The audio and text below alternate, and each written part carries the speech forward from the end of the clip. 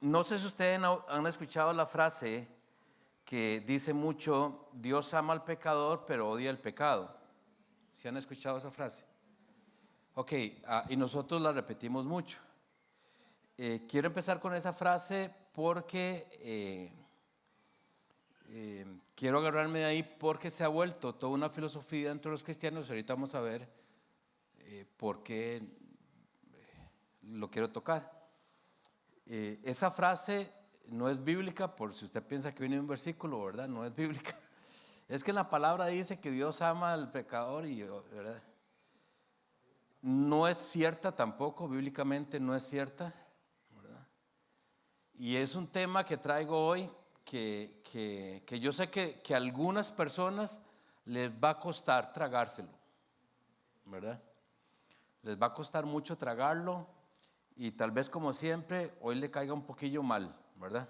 Pero no importa, porque soy invitado, no soy el pastor, entonces no importa si le caigo mal, ¿verdad?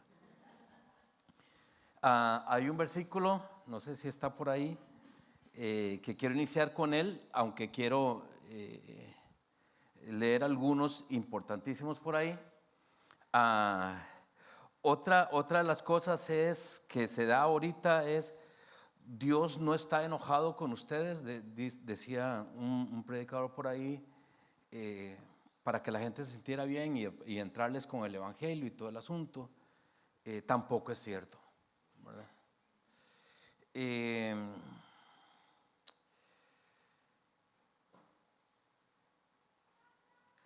Ya, ok, ok.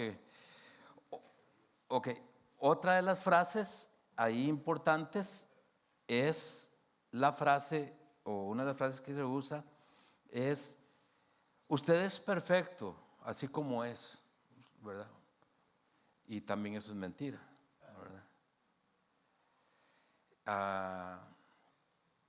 Este tipo de cosas que vienen de una filosofía muy psicológica, muy motivacional, que, como ya he dicho antes, esta gente, y por desgracia eso se está metiendo en la iglesia, porque la iglesia no es impermeable, la iglesia es permeable. O sea, cualquier filosofía que se dé afuera va a entrar en la iglesia. Le ponen algunos versículos bíblicos, pero al final, aunque usted agarre una mentira y la disfrace de verdad, sigue siendo mentira.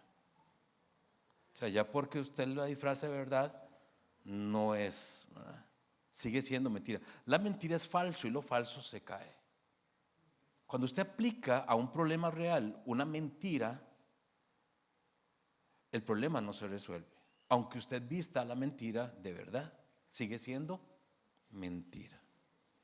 Ese es el problema cuando agarramos lo de afuera y lo metemos. Yo me acuerdo un tiempo que afuera se empezó a dar lo de regresión prenatal, que cierre los ojos y usted está ahorita en el vientre, y llegó a la iglesia, y ya en la iglesia se practicaba.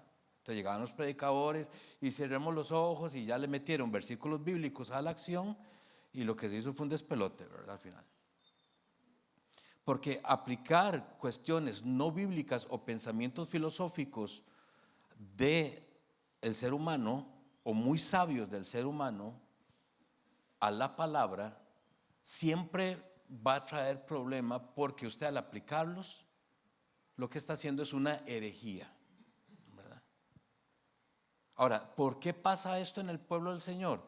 Porque ustedes no, otros de otras iglesias, ¿verdad? Jamás ustedes, pero la gente tiende a no estudiar la palabra, aunque sean cristianos y aunque sirvan. Entonces, cualquier cosa que ellos escuchen, fatal.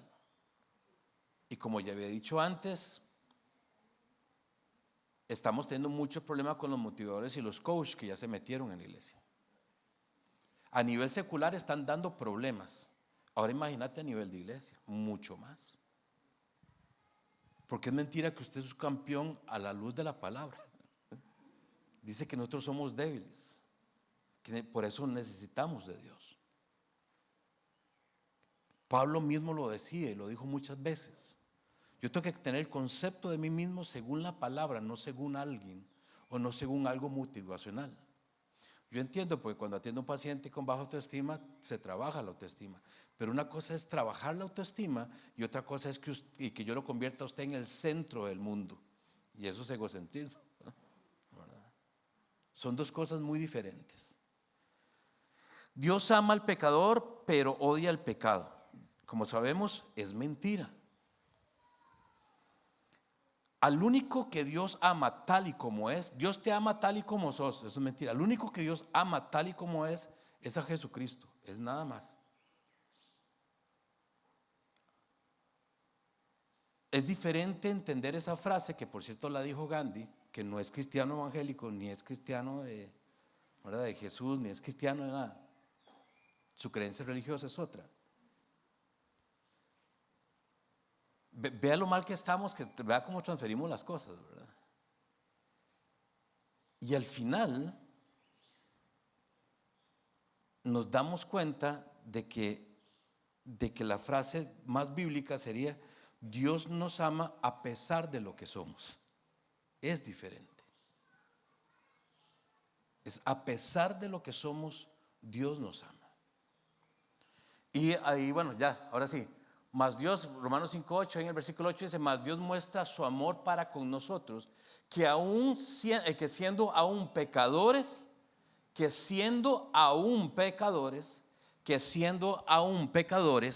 Cristo murió por nosotros. Cristo murió por nosotros. Algunos versículos que normalmente no se leen en una iglesia y no van a aparecer en Facebook, ¿verdad? Ayer puse un versículo solo para hacer una prueba, ¿verdad? Cuando yo pongo un versículo, ¿verdad?, y Dios te levantará, y todo el mundo le pone me gusta, amén, gloria a Dios, ¿verdad? Pero como el que puse ayer dice Dios, y no lo puse en otras versiones que es mucho más fuerte, en otras versiones dice: Dios detesta la oración de aquel que no es obediente. En otras versiones dice: Dios no presta oído a aquellos que oran y su corazón está lejos de su voluntad. Y lo puse y adivinen cuál fue la reacción. No hay me gusta, no hay nada. Y yo sé que la gente lo lee.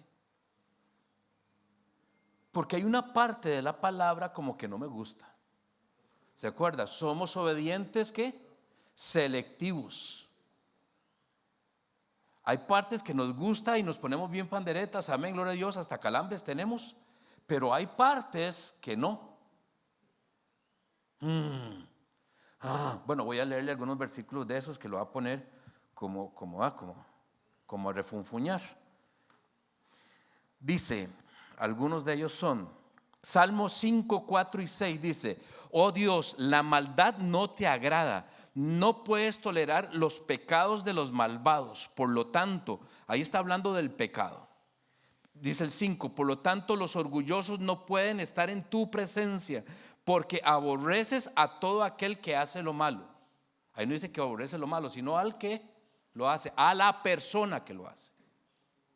Y yo no estoy inventando. Vea, solamente ayer, haciendo un poco de ver qué versículos metí y qué no, para que tengan una idea, solamente de aborrecer hay más de 400, casi 500 versículos solo de lo que Dios aborrece, entre el Antiguo y el Nuevo Testamento.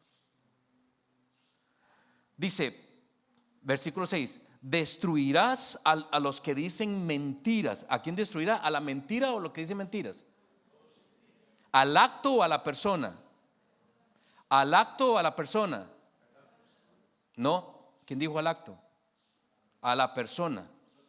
Ahí dice a la, o sea, a mí. Destruirás a los que dicen mentiras. El Señor detesta a los asesinos y a los... Recuerda, Él detesta el acto de asesinar y el acto de engañar. Y lo busqué, yo soy mucho como, ¿verdad? Como sector, entonces me acostumbré mucho a buscarlo hasta en versiones, ¿verdad? De Dios habla hoy hasta la Biblia de los testigos de Jehová, pero no hay escapatoria, o sea, no hay escapatoria. Salmos 7:11 dice: Dios es un juez honrado, todos los días se enoja con los malvados. ¿Se enoja con la maldad, el acto, o con los malvados, la persona? Con la persona. Salmo 11:5, el Señor examina tanto a los justos como a los malvados y aborrece a los que aman la violencia. ¿Acto o persona? El Señor, Génesis 6:5, el Señor vio la magnitud de la maldad humana en la tierra, que todo lo que la gente pensaba o imaginaba era siempre y totalmente malo. Era siempre y totalmente malo. A la altura de Génesis, ni 6 capítulos aguantamos la humanidad. Vea, dice la gente pensaba o imaginaba que la gente, Dios vio que la gente lo que pensaba e imaginaba era siempre y totalmente malo. ¿Ya entienden ustedes un poco lo del diluvio? Porque cuando hay algo que a Dios no le gusta, ¿qué destruye? ¿El acto o la persona? Ahorita vamos a ver por qué. ¿Ya están viendo por qué el diluvio? Porque a veces se le predica a la gente y a veces, pero la persona, esto va a tener un final feliz, tranquilo, pero sí me gusta tenerlos así, como están ahorita. No se preocupe, ¿verdad? Tranquilo, va a terminar bien. Juan 3:36 dice: el que cree en el Hijo tiene vida eterna, pero el que rehúsa a creer en el Hijo no verá la vida, sino que verá la ira de Dios que estará sobre él. Ve que nadie dice amén a esos. Mira yo cómo disfruto cuando se quedan así. Romanos 5:8 dice: mas Dios, son 550 versículos, estamos, no mentiras. Dice: mas Dios muestra su amor para con nosotros, que siendo aún pecadores, Cristo murió por nosotros. Romanos 7:17-20 dice: entonces no soy yo aquel que está haciendo lo malo, dice Pablo ahí a la altura de Romanos, sino el pecado que vive en mí. Yo sé que en mí, es decir, en mi naturaleza pecaminosa, no existe nada bueno. Ahí no dice: yo soy campeón. Tú pues, dice, no existe nada bueno. Y léalo en cualquier versión, le va a darle el mismo resultado. Más bien hay algunas versiones que son más rudas. Dice: quiero hacer lo que es correcto, pero no puedo. Quiero hacer lo que es bueno, pero no lo hago. No quiero hacer lo que está mal, pero igual lo hago. Ahora sí hago lo que no quiero hacer. Realmente no soy yo el que lo hace que está mal, sino el pecado, la naturaleza pecaminosa que está en mí. ¿No saben que los injustos no heredarán? Primera de Corintios 6 del 9 al 10 dice: ¿no saben que los injustos no heredarán el reino de Dios? No erréis, ni los fornicarios, ni los idólatras, ni los adúlteros. Ahí, ¿quién no hereda? ¿El acto o la persona? Ni los adúlteros, ni los afeminados, ni los que se echan con varones, ni los ladrones, ni los avaros, ni los borrachos, ni los maldicientes, ni los estafadores heredarán el reino de Dios. Oyó, campeón, campeona. Pero decía, Marcos 7:20 dice, pero decía que, ese me encanta, pero decía que lo que sale del hombre, eso es lo que contamina al hombre, para que no le ande echando la culpa a otros, ¿verdad? De víctima. Ay, es que, ¿verdad? Ojalá sos vos. Dice, porque decía que lo que sale del hombre, eso es lo que contamina del hombre. Porque de dentro del corazón de los hombres salen los malos pensamientos, los adulterios, las fornicaciones, oyó, campeón, los homicidios, los hurtos, las avaricias, las maldades, el engaño, la lascivia, la envidia, el mal hablar o la maldicencia, la soberbia, la insensatez.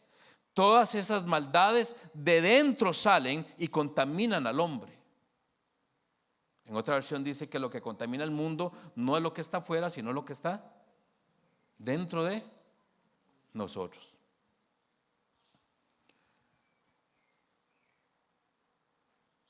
Es que Proverbios 11:20 dice, abominación es una palabra muy fuerte. Abominación son a Jehová los perversos de corazón. El acto o las personas. ¿Ah? ¿Qué abomina? ¿El acto o las personas? Abominación. Es que ese es Jehová. Qué rico, no hay amén. Dice, mas los perfectos del camino les son agradables. Proverbios 28:9 dice, el que aparta su oído para no oír la ley, su oración también es abominable. ¿Quién se acerca a orar? Dice Salmo 51, ten piedad de mí, oh Dios, conforme a tu misericordia, conforme a la multitud de tus piedades, borra mis revelaciones. Lávame más y más de mi maldad, límpiame de mi pecado, porque no es lo que está afuera, es lo que yo soy. Lo que Pablo y David, en dos situaciones diferentes, en dos testamentos diferentes, tienen unicidad de pensamiento. En teología se dice así. ¿Cuál es? ¿Que el problema está afuera? No, soy yo.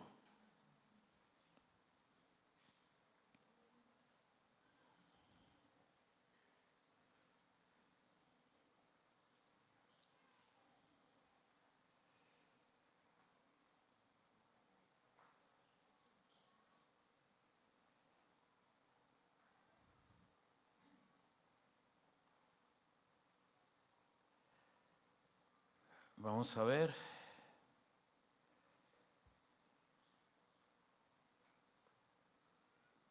Una frase interesante que encontré por ahí resume un poco lo que estamos tratando de decir. Dice, las personas que van al infierno, debemos de entender que las personas que van al infierno merecen estar ahí. Yo sé que por la doctrina y filosofía que anda ahorita en el mundo, lo que yo estoy leyendo es muy rudo. Y yo sé que entre más se predique la verdad hoy, de la palabra, salida de la palabra, menos uno lo van a invitar.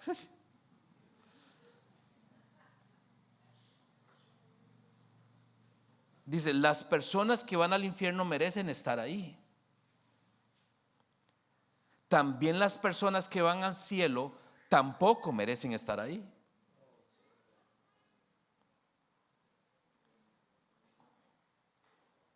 Lo primero es justicia, porque tenemos un Dios justo. El que va al infierno es por justicia, porque despreció a Dios. Es un tema muy grande teológicamente hablando.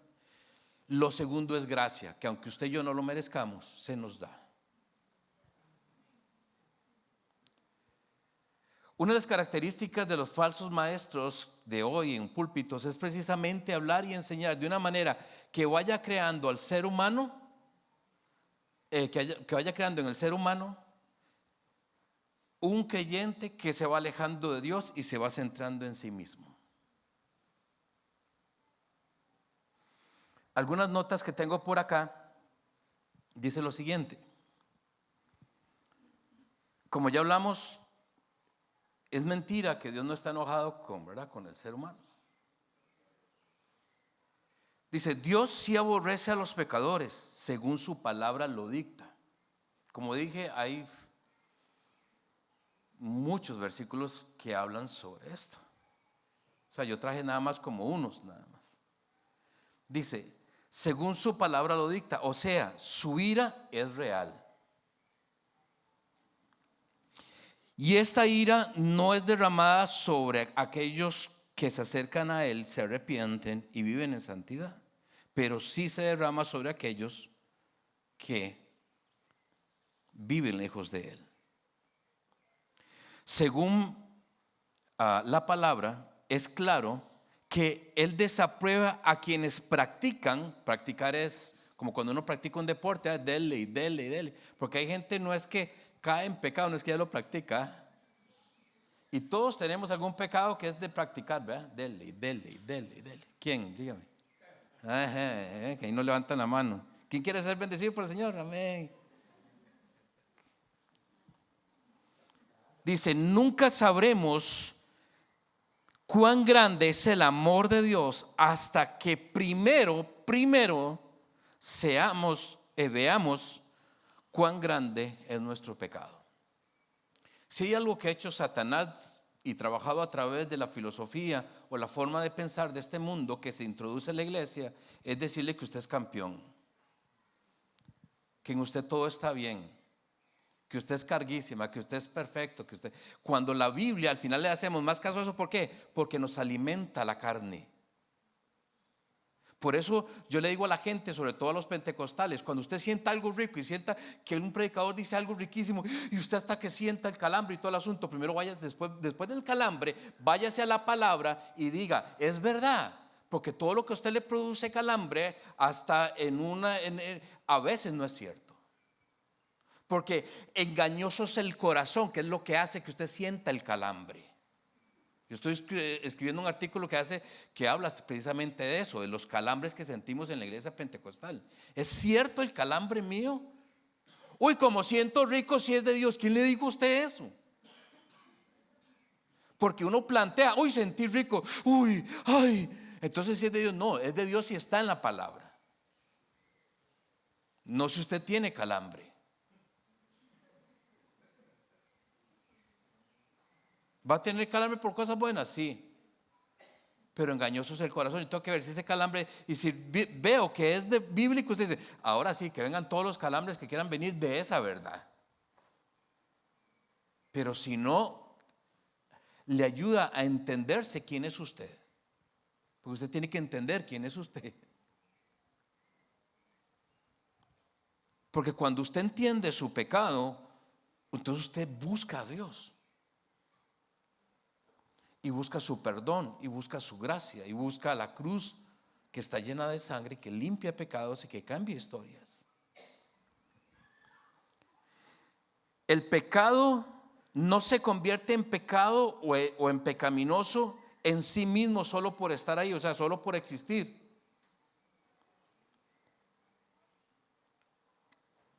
Tenemos una naturaleza pecaminosa.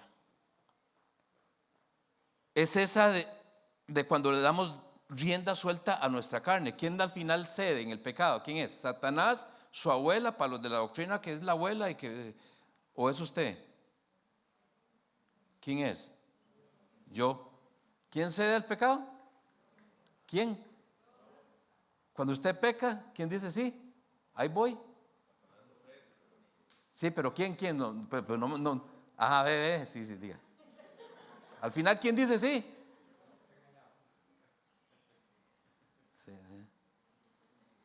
Que hablaba, pero no, es usted. Sí, la pulsió, pero verás que no. Sí. Dice, cuando cedemos a nuestra carne, es ahí en ese momento que el pecado se convierte en algo que destruye a la persona misma que lo practica y destruye a aquellos de quienes está rodeado.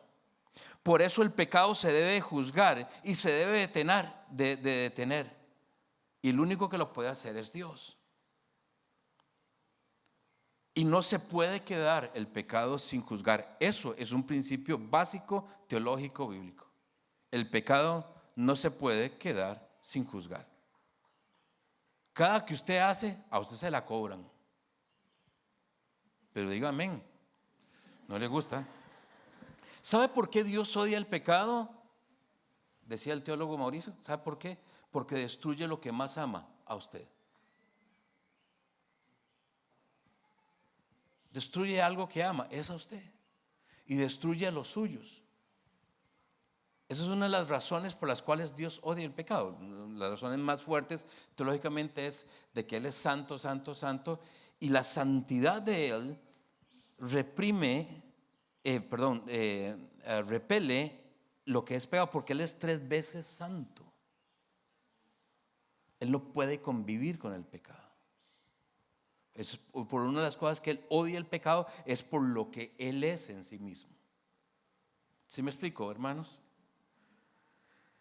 Dice, deberíamos entender que el pecado es una expresión de la corrupción humana. Es una actitud de antidios en los corazones de los humanos. El pecado no está ahí por su propia voluntad. Existe y está presente hoy día y en toda la historia de la humanidad por nosotros mismos, porque le dimos inicio con desobedecer en nuestros corazones a Dios. Sin nosotros, sin nuestra voluntad, y eso es interesante, el pecado no sería. ¿El pecado por qué es? Porque nosotros, el pecado en la humanidad es ¿por qué? En los inicios, ¿verdad? Génesis 1, en los, 2 y 3, en los inicios, ¿quién fue el que falló? El hombre. Y ahí inicia todo este asunto. Los pecados en sí mismos, como acciones de desobediencia, no sufren en el mismo infierno. No es el acto lo que Dios manda al infierno, es la persona que lo practica. Dice, son los pecadores los que sufren en el infierno. Dios no castiga el pecado per se, castiga al pecador que lo practica. Dios aborrece, y aquí está la paradoja, y ama al mismo tiempo, porque de tal manera amó Dios al mundo, a ese mundo que Él aborrece, según la palabra. Por estar muertos en nuestros delitos y pecados, como dice la misma palabra, por voluntad propia. Estamos en la condición de estar muertos en delitos y pecados. El aborrecimiento y el amor son simultáneos. Cuando Dios mira a los pecadores, mira a gente que aborrece, que son rebeldes, que son corruptos, que son repugnantes. Repugnante quiere decir asco. En hebreo y en griego, cuando se estudia la palabra, quiere decir como cuando usted se acerca a un perro que ya está muerto, o a un excremento que ya huele muy feo, como el del ser humano, ¿verdad?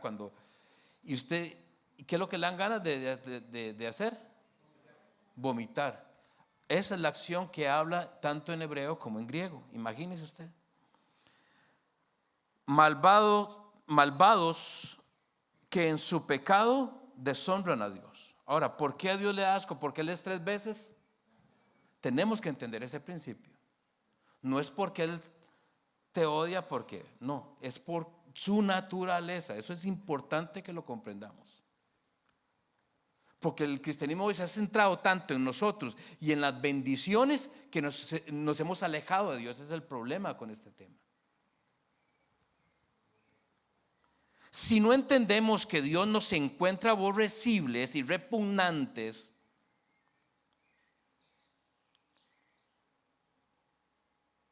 ahí en nuestro pecado horrible, en nuestro horrible pecado, y que a pesar de eso nos ama, y que a pesar de ser repugnantes, nos ama por su naturaleza y por nuestros actos y por lo que somos, dice, entonces, si definitivamente no entendemos que Él, a pesar de eso, nos ama, significa que no hemos entendido el Evangelio. El Evangelio no se trata de su bendición, o de que usted esté bien, o de hacerlo millonario. El Evangelio se trata de que usted es pecador y es perdonado, de que iba para el infierno y si usted se arrepiente y acepta al Señor, va a tener una eternidad con Él.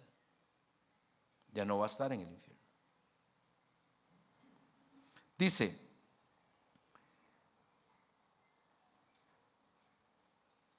una vez que nos ama, dice, que hemos llegado a la cruz de Él y nos hemos arrepentido, nos transforma, nos da la salvación. Y eso es asombroso, porque Él quiere salvar aquello que su naturaleza repele. Dios no se acerca a nosotros por nuestra belleza, o porque somos campeones, o porque somos muy cargas, como diciendo, oh, realmente amo a esta persona, pero solo odio su pecado. Eso no es cierto, porque ¿de dónde nace el pecado? De nosotros.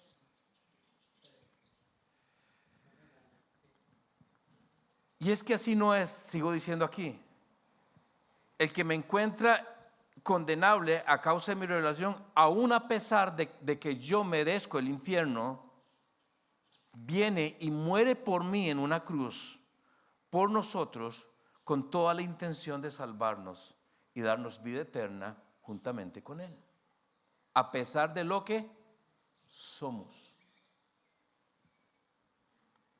Y luego cuando nos salva, nos transforma de un modo que ahora no solo nos ama en esta manera, sino que nos sigue amando a través de tener una interacción por medio de la oración, a que sintamos su presencia, a que nos bendice siempre con su salvación y sobre todo, como dicen ciertos pasajes, se deleita con nosotros. Porque sí hay pasajes donde habla que una vez que hemos permitido a Dios hacer la obra con nosotros, Él se deleita en esos corazones. Pero una vez que permitimos que Dios nos transforme por medio de su sacrificio, de su palabra y de su Espíritu Santo.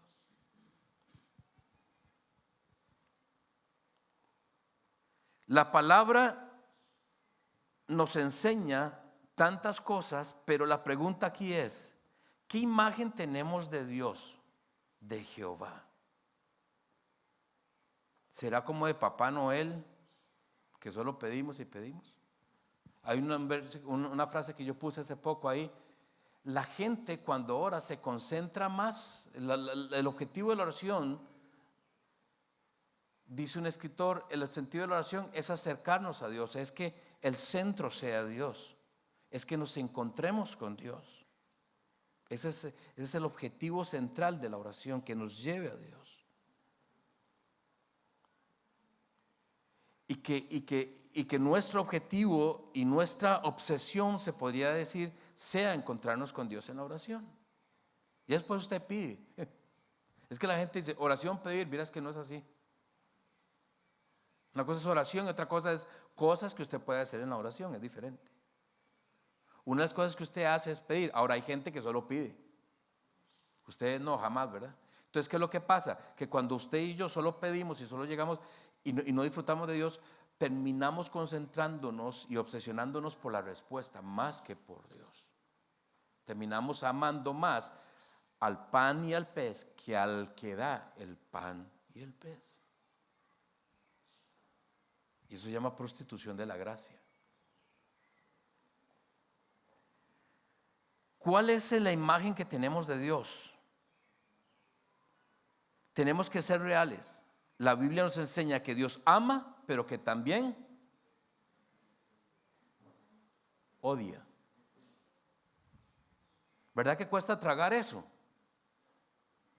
Porque yo lo veo en tus ojitos, ¿verdad?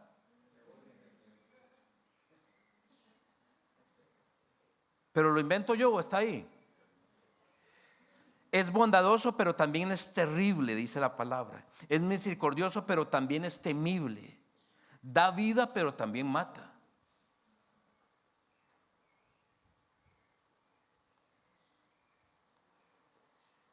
Dios no es un león domesticado. Dios no deja de ser porque usted piensa de Él. La gente piensa y dice y cree.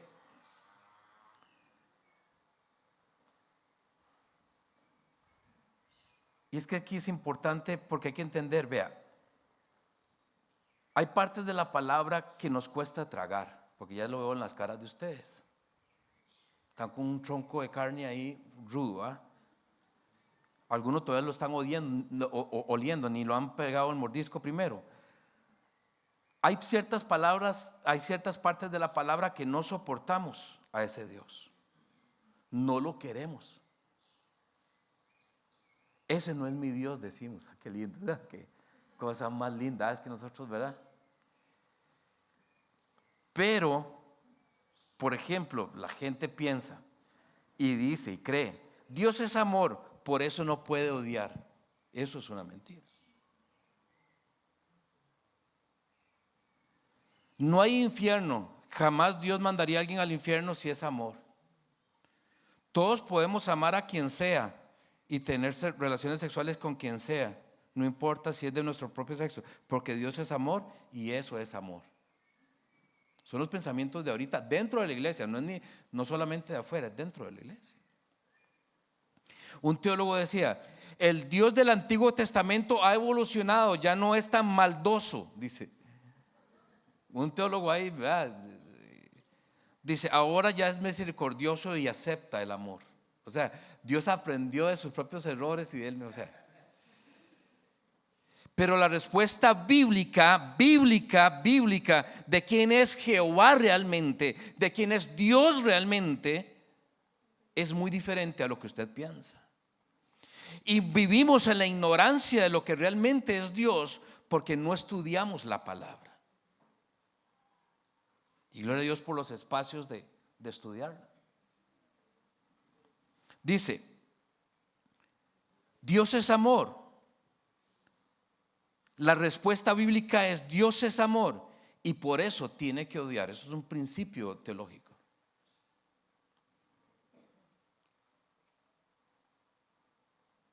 No puede ser neutral. Primero por su naturaleza de 3 veces santo y segundo porque el pecado que mora en nosotros, vive en nosotros, sale de nosotros, es parte de nuestro ADN espiritual, está ahí. Por eso la misericordia de Dios es todos los días. Por eso su gracia. Dios no le da la gracia a usted porque usted es muy bueno, porque usted es muy carga, porque usted es líder, porque usted siempre da el diezmo y la ofrenda, porque usted es verdad. Va y ora por los piedreros. No. Usted recibe la gracia de Dios porque usted la ocupa, porque usted es pecador. Por lo que usted hace, por lo que usted es, por lo que yo soy. Por eso necesitamos estar yendo a la presencia. Dice, no puede ser neutral. Eso es como decir, yo amo a los judíos, por lo tanto voy a odiar el holocausto. Yo amo a la gente afroamericana, por lo tanto odio a la esclavitud. Yo amo a los niños, por lo tanto odio el abuso y el maltrato sexual o físico que se le da a los niños. Yo no puedo amar algo sin odiar algo. Así es nuestro mundo. A lo que amo siempre tengo que odiar algo, siempre. Dios ama la justicia, pero odia la maldad, dice la palabra, y aquel que la practica. Mauricio Mora dice en una frase, dice, solo aprendimos, porque se nos enseñó muchas veces, que la cruz nos dice cuánto Dios nos ama, pero nunca nos enseñaron, o a poco nos enseñaron, que la cruz también nos dice qué tan pecadores somos. Y lo más importante es lo segundo.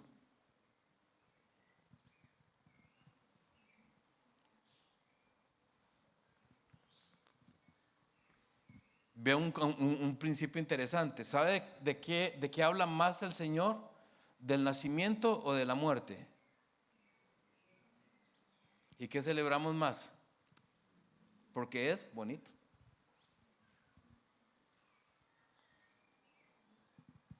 Es doloroso saber que Dios, Jesús y el Evangelio están siendo distorsionados muchas veces desde los púlpitos, desde lugares de internet.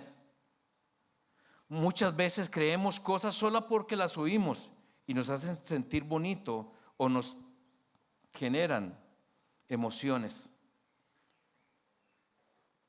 Son atractivas y tenemos que pensar en eso y nos hace sentir emociones bonitas porque así es el ser humano, le gusta la mentira, tiene una relación de amistad con la mentira porque me produce bienestar.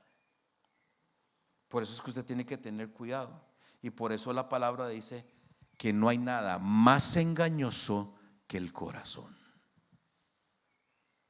Engañoso es el corazón, más que todas las cosas.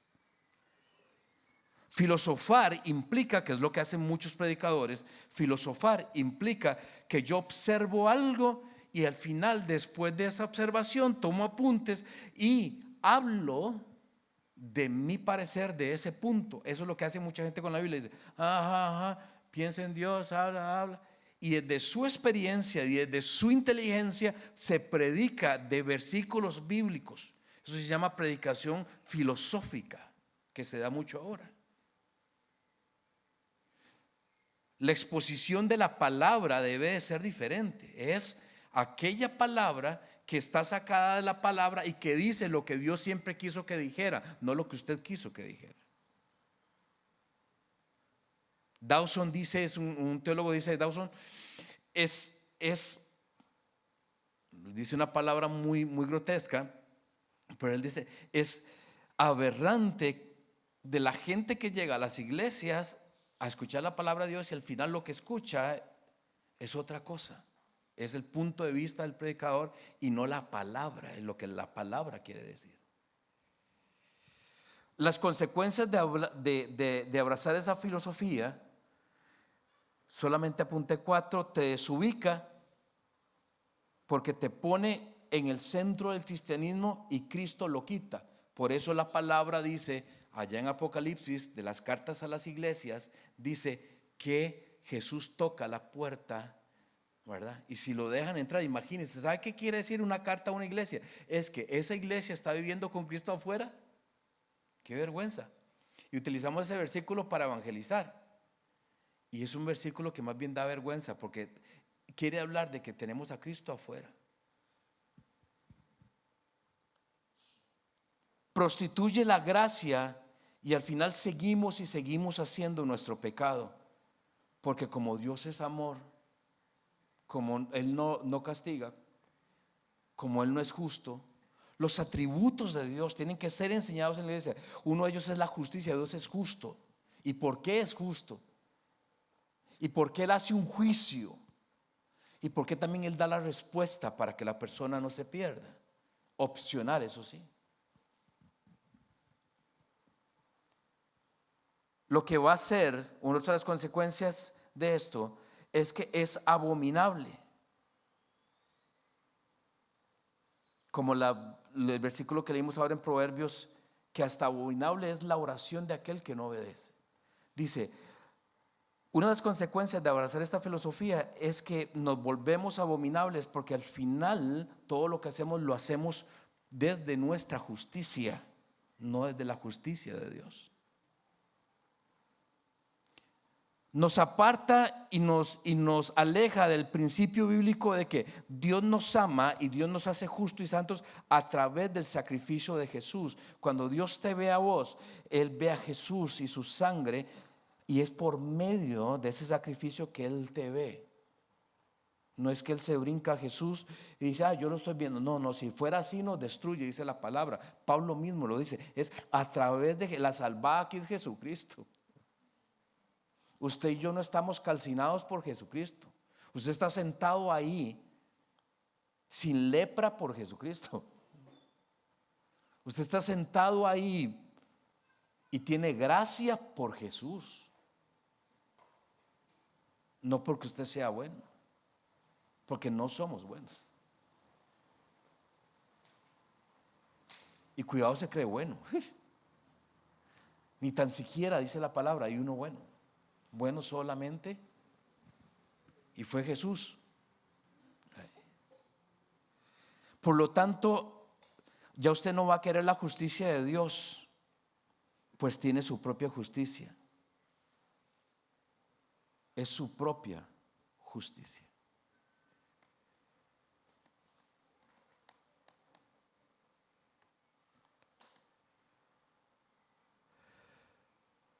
Y para terminar, que vamos a terminar bien,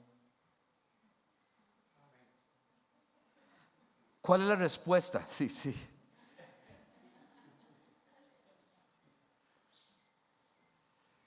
Dice Salmo 51, 1 y 2. Esta es la respuesta. Ten piedad de mí, oh Dios. Cuando el ser humano reconoce su pecado, llega ante Dios y dice, ten piedad de mí, oh Dios, conforme a tu misericordia, conforme a la multitud de tus piedades, borra mis rebeliones. En ningún momento Él está diciendo, por la cantidad de cosas buenas que yo tengo, es que yo soy muy carga, Dios, yo soy un campeón. Dice ahí, conforme a la multitud de tus piedades, borra mis rebeliones. Lávame más y más de mi maldad y límpiame de mi pecado. Ni de Satanás ni de la abuela, de mi pecado.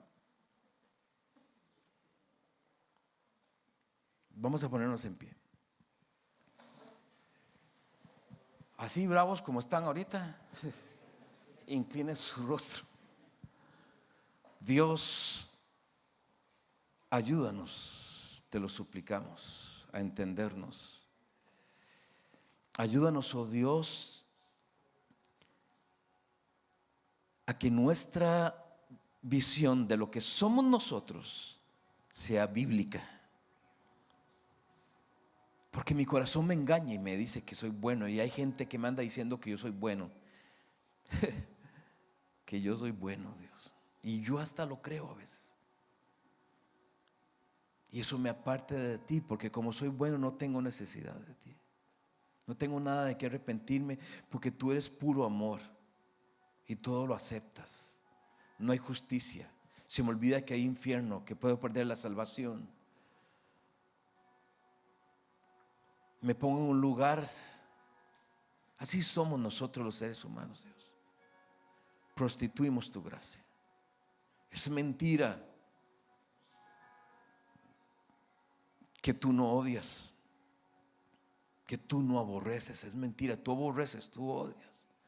Y sé que para este mundo y para el momento en que estamos viviendo, en medio de tanto mensaje motivacional y de coach dentro y fuera de la iglesia, al final terminamos pensando unas cosas que se para el sol a vernos, Dios.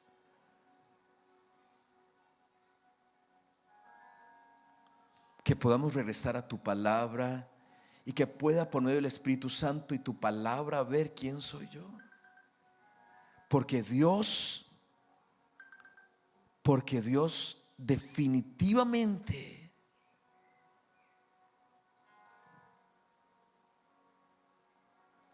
está ahí también para juzgarme. Pero también de otro lado está el perdón. Ayúdame a entender quién soy yo y mi pecado, para que cuando yo llegue a orar me arrepienta y entregue mi pecado, como dice el salmista, para que tú tengas piedad y que en mí haya un corazón de arrepentimiento, para que yo vea, oh Dios, por medio, dice que el que convence de pecado es el Espíritu Santo, que el Espíritu Santo me convenza de pecado por medio de un trato de Él conmigo y por medio de su palabra, que tu palabra, oh Dios, haya sed en mí de estudiar tu palabra, sobre todo en estos cursos que se están abriendo en la iglesia, que estudiar tu palabra para poder, Dios, entenderme y depender más de ti.